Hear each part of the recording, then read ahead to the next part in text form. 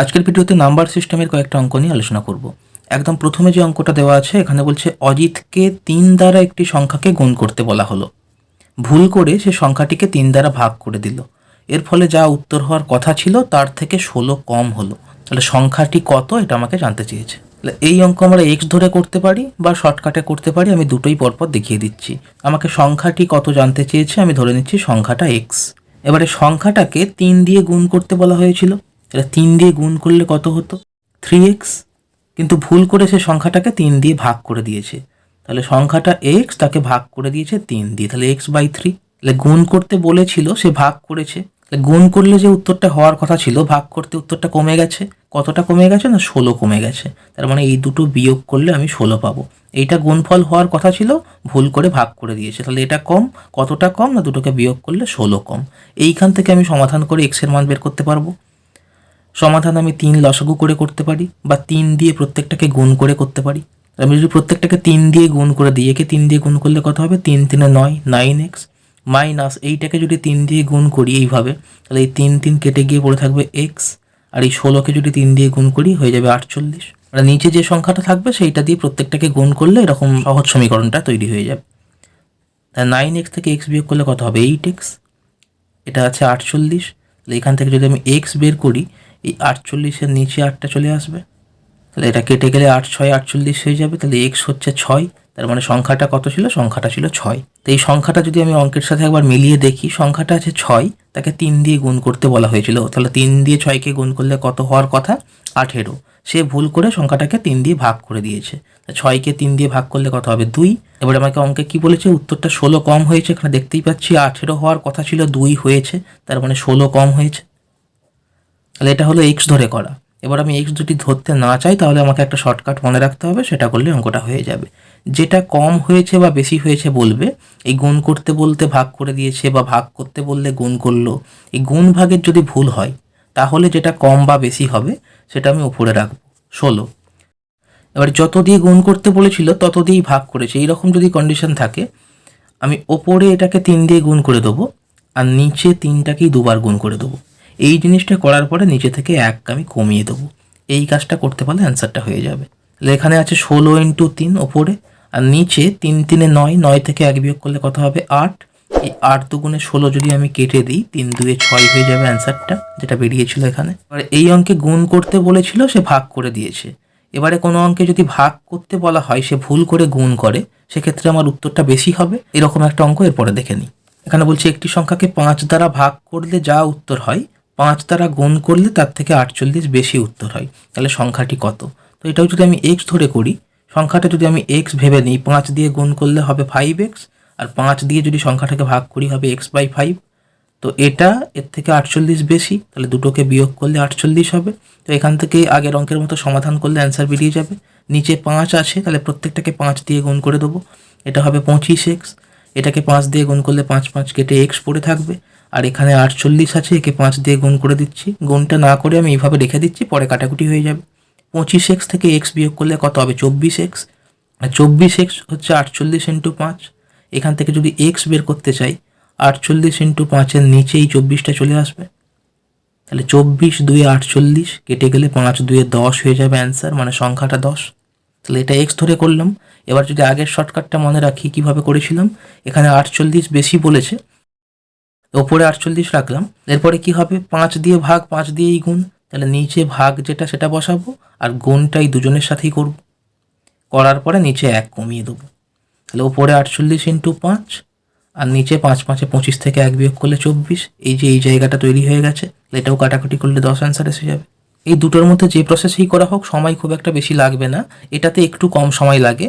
এবার যদি কারো মনে হয় শর্টকাটটা মনে রাখতে অসুবিধা হচ্ছে, তাহলে এক্স ধরে করে নেবে, এক্স ধরে করলেও খুব একটা বেশি সময় লাগবে না। এবারে পরের অঙ্কে চলে যাই। এখানে বলছে দুটি সংখ্যার যোগফল 35 এবং বিয়োগফল 15 হলে সংখ্যা দুটির গুণফল কত? তাহলে এই অঙ্কে আমাকে সংখ্যা দুটির গুণফল জানতে চেয়েছে।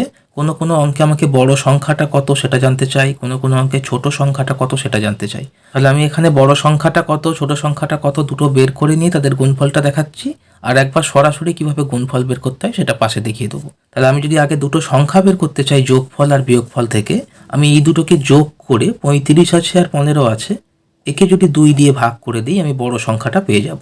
35 আর 15 যোগ করলে হবে 50, তাকে 2 দিয়ে ভাগ করলে এটা হবে 25। যদি ছোট সংখ্যা জানতে চাই কোনো অঙ্কে তাহলে দুটোকে বিয়োগ করে দিয়ে আমি 2 দিয়ে ভাগ করে দেবো। 35 থেকে 15 বিয়োগ করলে 20, তাকে 2 দিয়ে ভাগ করলে 10। তাহলে এখানে দেখতেই পাচ্ছি দুটো সংখ্যা যদি 25 আর 10 হয়, এদেরকে যোগ করলে 35 আর এদেরকে বিয়োগ করলে 15, যেটা অঙ্কে বলেছে তার সাথে মিলে যাচ্ছে। এবারে আমাকে সংখ্যা দুটির গুণফল বের করতে বলেছে, তাহলে 25 আর 10 গুণ করলে কত হবে? 250, 250, এটা হয়ে যাবে অ্যান্সার। এবার এই অঙ্কে আমাকে গুণফলটা বের করতে বলেছে, তাহলে আমি বড় সংখ্যা ছোট সংখ্যা বের না করেও সরাসরি গুণফল বের করতে পারবো। সেটা কি করে করব পাশে দেখে নিই। সেটার নিয়ম হচ্ছে যোগফল আর বিয়োগফল যেটা দেয়া থাকবে, দুটোকে যোগ করে লিখছি একবার আর দুটোকে বিয়োগ করে লিখছি একবার। এই দুটোকে গুণ করে আমি 4 দিয়ে ভাগ করে দেবো। এইটা মনে রাখতে পারলে সরাসরি গুণফল বেরিয়ে যাবে, আমার বড় সংখ্যা ছোট সংখ্যা বের করার দরকার হবে না। তাই দুটোকে যোগ করে লিখবো একবার, দুটোকে বিয়োগ করে লিখবো একবার, তাদেরকে গুণ করে 4 দিয়ে ভাগ। তাহলে 4 5 এ 20 কেটে যাবে, কেটে গেলে 5 আর 50 গুণ করলে 250 হয়ে যাবে। এটা হচ্ছে অ্যান্সার। এবারে পরের অঙ্কটা দেখে নিই।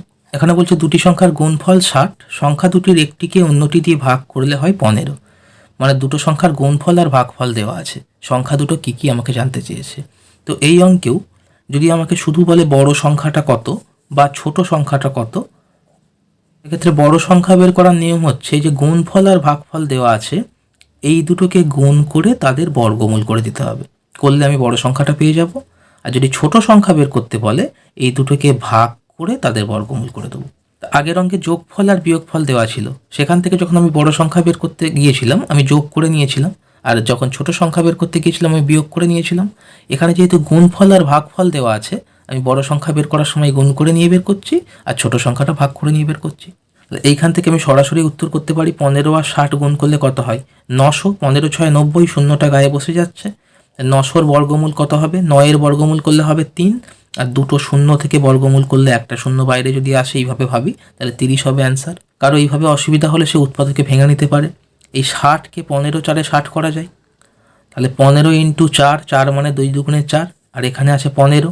এইভাবে যদি কেউ ভেঙে নেয়, তাহলে দুটো 15-এর জন্য বাইরে একটা 15 চলে আসবে, দুটো 2-এর জন্য বাইরে একটা 2 চলে আসবে, সেই 15 দুগুণে 30 অ্যান্সার হবে। যার যেভাবে সুবিধা হবে করবে। তাহলে এটা হচ্ছে বড় সংখ্যা বের করার নিয়ম, গুণফল আর ভাগফল দেওয়া থাকলে গুণ করে নিয়ে বর্গমূল। এবার ছোট সংখ্যা বের করতে গেলে কি করব? দুটোকে ভাগ করে নিয়ে বর্গমূল করব।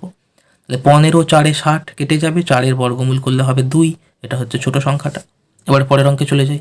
এখানে বলছে এ বি সি ডি ও ই 5টি ক্রমিক জোড় সংখ্যার গড় 52। ক্রমিক মানে হচ্ছে পরপর, কীরকম হয় সেইগুলো, এই 2 4 6 8 10, এইটা হচ্ছে 5টা ক্রমিক জোড় সংখ্যা।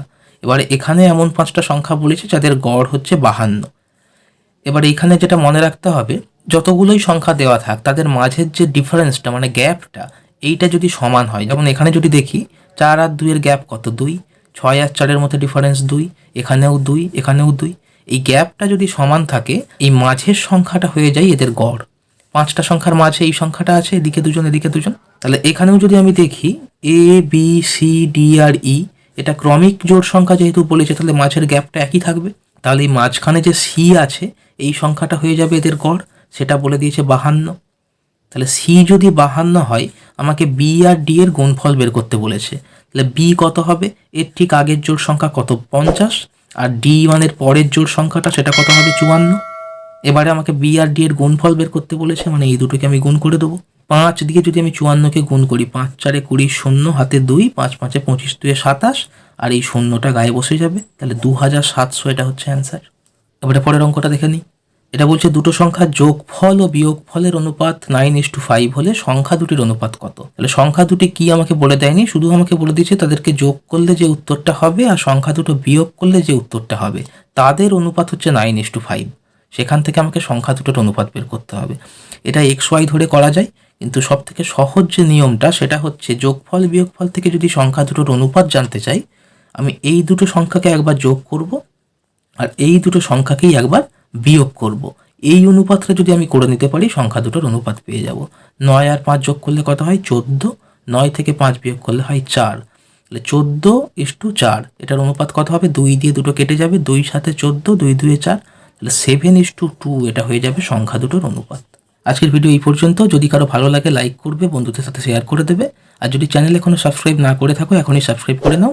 সাবস্ক্রাইব করার পরে পাশে থাকা বেল আইকনটা প্রেস করে যদি অল অপশানে ক্লিক করে দাও, যখনই আমি কোনো নতুন ভিডিও আপলোড করব সঙ্গে সঙ্গে তোমাদের কাছে নোটিফিকেশন পৌঁছে যাবে।